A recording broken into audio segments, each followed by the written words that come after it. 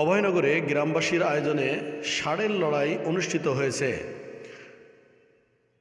আবহমান গ্রাম বাংলার ঐতিহ্যকে ধরে রাখতে অভয়নগরের ফকিরবাগান গ্রামবাসীর আয়োজনে ঐতিহ্যবাহী গ্রাম বাংলার মাটি ও মানুষের জনপ্রিয় ও মজার খেলা ষাঁড়ের লড়াই অনুষ্ঠিত হয়েছে। ৮ ডিসেম্বর রবিবার বিকালে উপজেলার সিদারপুর ইউনিয়নের ফকির আয়োজন করে ষাঁড়ের লড়াই অনুষ্ঠানে প্রধান অতিথি হিসাবে উপস্থিত থেকে বিজয়ী দলের হাতে পুরস্কার তুলে দেন থানা বিএনপির সভাপতি ফারাজি মতিয়ার রহমান।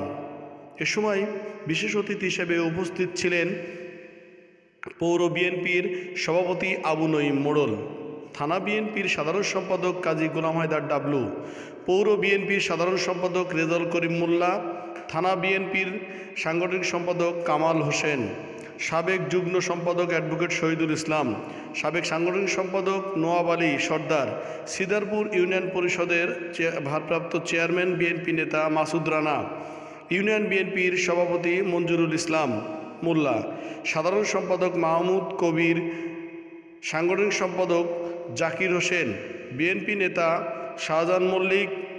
সার্বিক সহযোগিতা করেন খলিল সর্দার, আরিফ হোসেন মোল্লা। ষাঁড় লড়াইয়ে প্রথম স্থান অধিকার করেন শঙ্করবাসার জনি ফারাজির বাহুবলী, দ্বিতীয় স্থান অধিকার করে দীপু মেম্বারের পাখিবাড়ি, তৃতীয় স্থান অধিকার করে নড়াইলের শিমুলিয়ার আকাশ।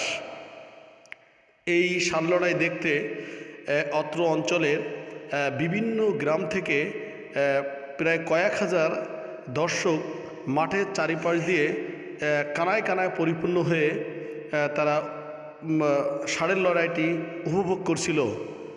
দর্শনার্থীরা বলেন যে এই গ্রাম বাংলার আবহমান ষাঁড়ের লড়াই এরকমভাবে দীর্ঘদিন পর এই সিদারপুর ইউনিয়নের ফকিরবাগানে অনুষ্ঠিত হচ্ছে। ইনশাল্লাহ এই খেলাটাকে ধরে রাখতে আরও যেন বিভিন্ন গ্রামের সচেতন মহল এটা আয়োজন করে, এমনটাই কিন্তু দর্শনার্থীরা বলেন। জাকির হোসেন হৃদয়, অভয়নগর সমাচার।